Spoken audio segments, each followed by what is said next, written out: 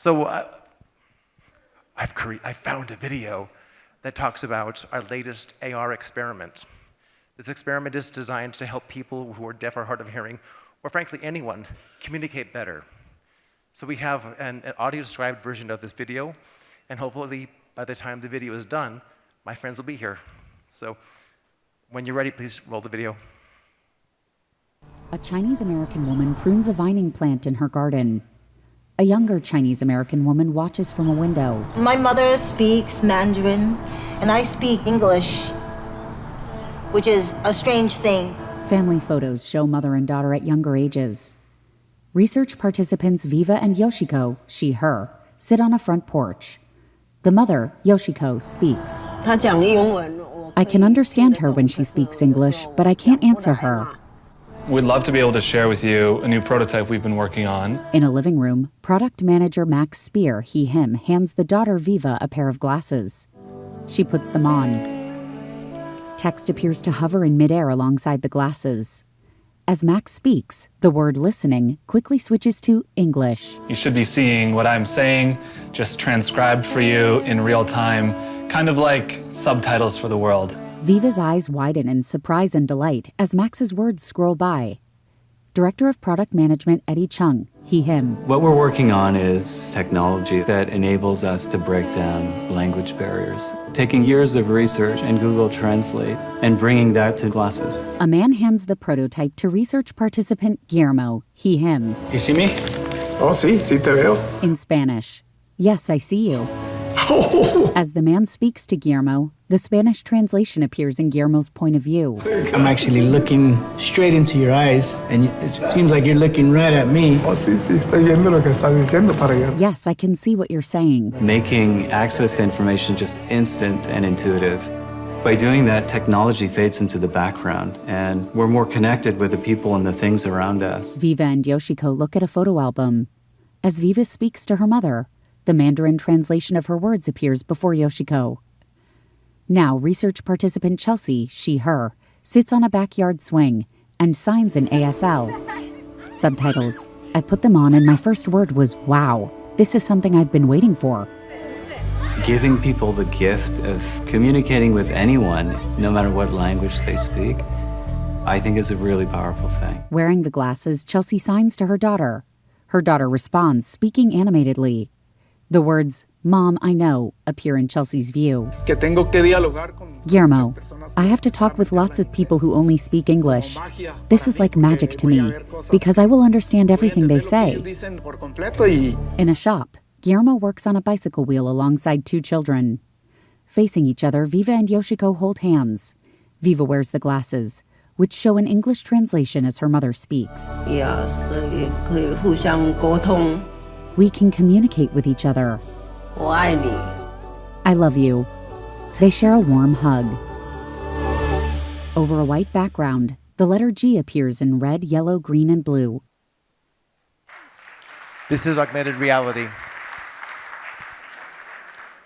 This is not yet a product, but this is something that exists. You can hold it in your hands. We're doing research with this, with the communities. We're doing research with people who speak different languages to try to understand the best use cases, the best way to make this happen.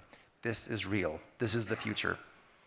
So, I've stalled long enough. May I please invite my friends Brannon and Brenden to join us.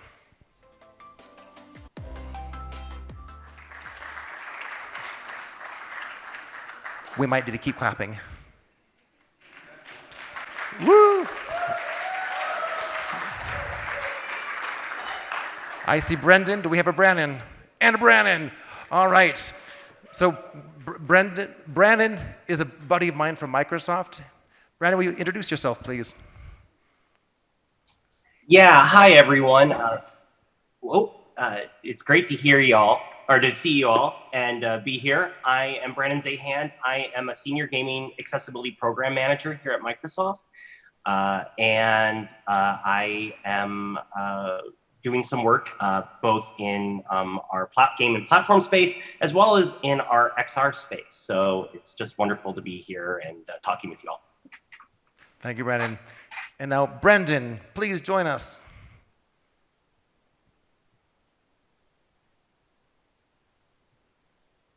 Hi, yes, my name is Brenden Gilbert, and I am from Meta, and I focus or my passion is accessibility and inclusivity within the company and within our products, and of course, AR, VR. And Brendan has the best beard. Sometimes it's purple, sometimes it's green. It's fantastic. So I'm not going to talk a lot myself because I had 15 minutes earlier what I sort of explained about XR, AR, and VR and the benefits. So I'd like to really let this be an opportunity for my friends to talk about the work that they're doing.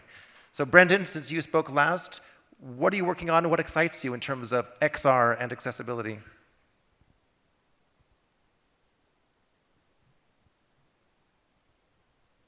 Currently, I'm working on a lot of futuristic ideas that are very exciting. For example, improving how we see captions or how deaf interact within a VR space. For me, it's my dream for what you just showed with the Google Glasses. That's what I want to become a reality.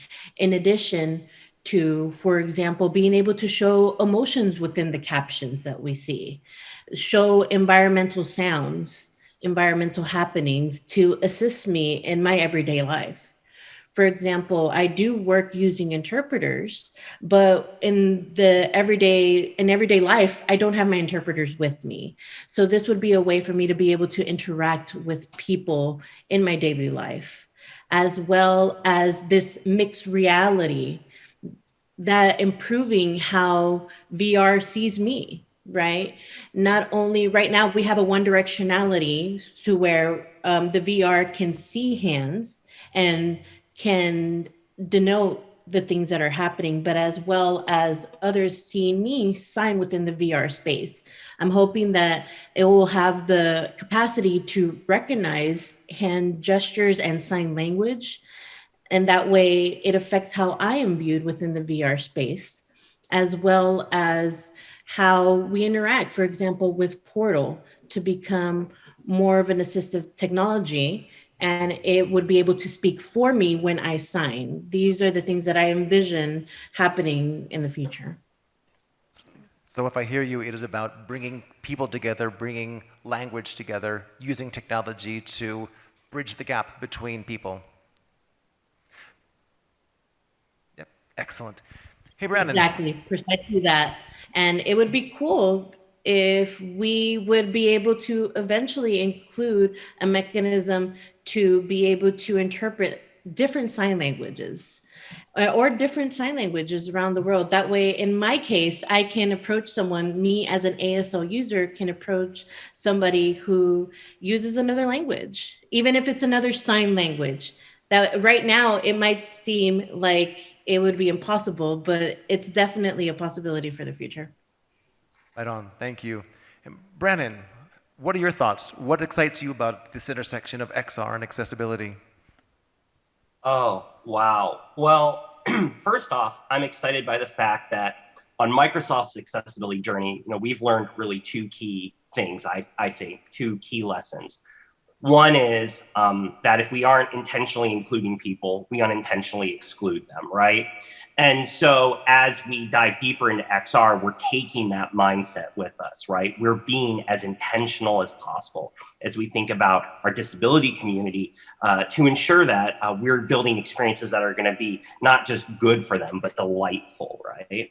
The second lesson that is similar, but slightly different is the concept of nothing about us without us, right? Building products with the community versus for the community. And so, as we build XR applications and XR experiences, having the community there every step of the way to help us, create those delightful experiences that we want to be able to provide customers. The other thing that really excites me about Ally accessibility and XR is, again, going back to that theme of bridging gaps. If there's something that COVID has taught us is that a lot of us can work remote, right? Things that we didn't think were possible before, now we can work remote. And we've seen in the disability community, that's been really beneficial because some people just can't leave their homes due to disability. They can't even maybe leave their beds because of disability. And being able to work remote has been really beneficial. It's given them new opportunities, opportunities to be productive and explore careers.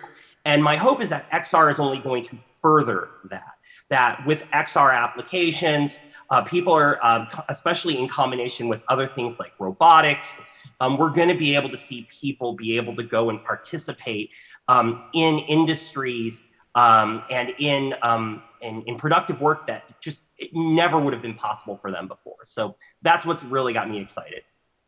So Brenden, don't go away. And Brenden, this is a question I'm asking you both. And this is a spontaneous question, so I apologize I didn't give it to you ahead of time. What is one experience you want people to understand, to experience, that is a good accessibility experience, either in XR, VR, or even in a video game? Because as for those people who don't know, much of a virtual reality is really a head-worn video game. So is there a really good experience, a really good accessible experience that you think people should experiment with? Wow. Okay, Brenden? Yeah, I definitely had a good experience when it comes to games. For example, I love the vacation simulator, as well as the jobs work simulator.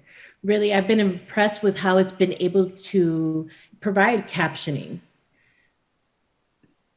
And not only that, but to show the directionality as to where the speakers are speaking from.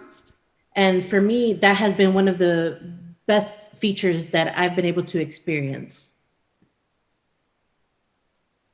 And then as well as, it's hit and miss with this new technology, but I think it's very cool. And it's hard to think about what is possible within the VR space, right? Because it's so new. But thinking about this new world that's available right now, it would be great to have the captions to continue to improve within the gaming space. And hopefully this adds accessibility for everybody. Thank you, Brenden. I just feel it's my obligation to say that Job Simulator and Vacation Simulator are from a wonderful company called Alchemy, which just happens to be owned by Google. But despite that, you should really try it. It's a really fun game. But there's one thing that I find really interesting about this game is that some people don't like the captions experience. So this brings up the point that much of these things are of a personal taste. So as we develop new experiences, try to create flexibility, options, because that's how you can create an example that works for everyone.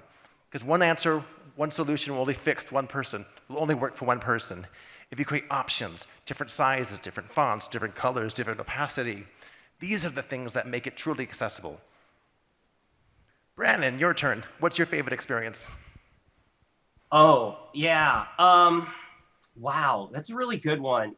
You know, this might be an interesting one, and again, it might sound a little self-serving because this is a Microsoft product. But the Xbox Adaptive Controller, you know, when I think about accessible devices and how they can open up doorways to people, right? To whole new technology stacks. That just it's being able to play with that device and create your own buttons. Literally, I've built my own buttons and switches. No soldering required. You know, some headphone wires, a 3.5 millimeter jack, and an arcade button. You tie those together. You click them all in, and boom, you've got a button, right? Like, I've seen people do such amazing, innovative stuff with that device, and it's spilled outside of gaming, right? Recently, I was working with somebody who is an accountant who was in an accident and is paralyzed from the waist down and has problems moving some of their fingers, and was trying to use the Xbox Adaptive Controller to make their job better by mapping shortcuts in Excel to button presses with buttons placed around his head. Like, how cool is that, right? And so I love these experiences that allow people to ideate and innovate quickly and rapidly in the accessibility space. And so I think devices like the Xbox Adaptive Controller and the Hori Adaptive Controller for Nintendo, those types of platforms are great. And the more we see technology come along that makes it easier for people to build those cool, accessible input modalities, I think the more we're going to see really next level innovation when it comes to both immersive experiences and accessible experiences. And I want to add that the Xbox Adaptive Controller is one of the most revolutionary, interesting devices for gameplay and just human interaction into systems that's been out there. And the fact that Microsoft, a company as big as them, I mean, you saw Jenny earlier today, they're passionate about this and they do excellent, excellent work. So I want to thank both Branden and Brendan. It's hard to say that quite fast. It's dinner time here, guys, so thank you both very much. Really appreciate your time. Thank you for getting up early. Have a wonderful day. I'll see you on the other side of the pond. Bye, everyone. Bye.